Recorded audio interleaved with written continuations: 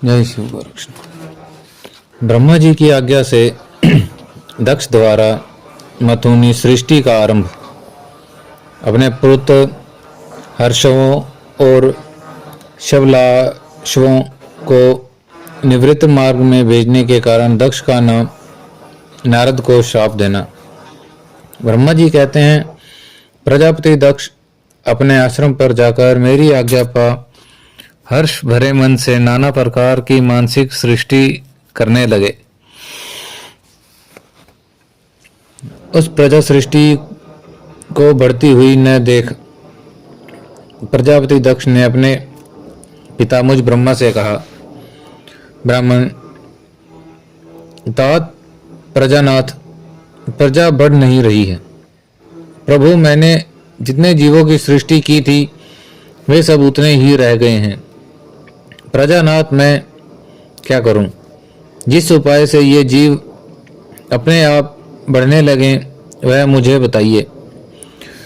तदनुसार मैं प्रजा की सृष्टि करूंगा, इसमें संशय नहीं है।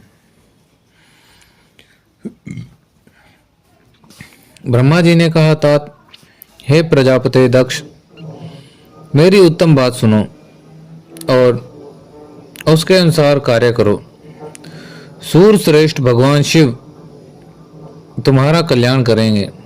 प्रजापति पंचजन की जो परम सुंदर पुत्री आसिकनी है उसे तुम पत्नी रूप से ग्रहण करो।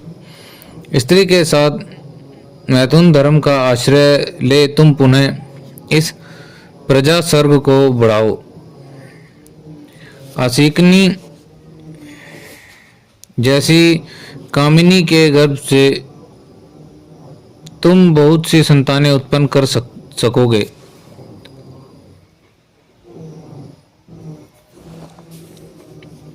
तदंतर मैथुन धर्म से प्रजा की उत्पत्ति करने के उद्देश्य से प्रजापति दक्ष ने मेरी आज्ञा अनुसार वीरण प्रजापति की पुत्री के साथ विवाह किया।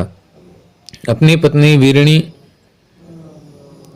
वीरिणी के गर्भ से प्रजापति दक्ष के 10,000 पुत्र उत्पन्न किए जो हर्षव कहलाए। मुने वे सब के सब पुत्र समान धर्म का आचरण करने वाले हुए। पिता की भक्ति में तत्पर रहकर वे सदा वैदिक मार्ग पर ही चलते थे।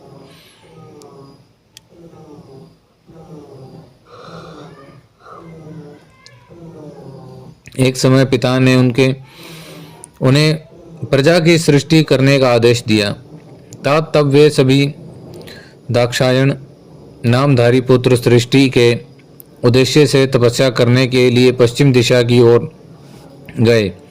वहां नारायण सर नामक परम पावन तीर्थ है, जहां दिव्य सिंधु नद और समुद्र का संगम हुआ है।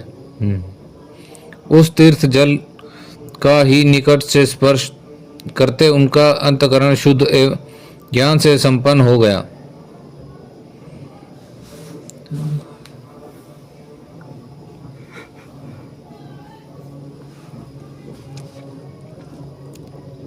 उनकी आंतरिक मन राशि धुल गई और वे परमहंस धर्म में स्थित हो गए।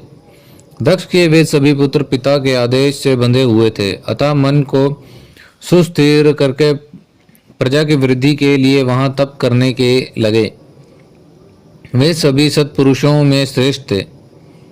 नारद, जब तुम्हें पता लगा कि हर्षगण सृष्टि के लिए तपस्या कर रहे हैं, तब भगवान लक्ष्मीपति के हार्दिक अभिप्राय को जानकर तुम स्वयं उनके पास गए और आदरपूर्वक यूं बोले, दक्ष पुत्र हर्षगण, तुम लोग पृथ्वी का अंत देखे बिना सृष्टि रचना करने के लिए कैसे उद्यत हो गए? ब्रह्मा जी ने कहा, नारद, हर्षव आलस्य से दूर रहने वाले थे और जन्म काल से ही बड़े बुद्धिवान थे।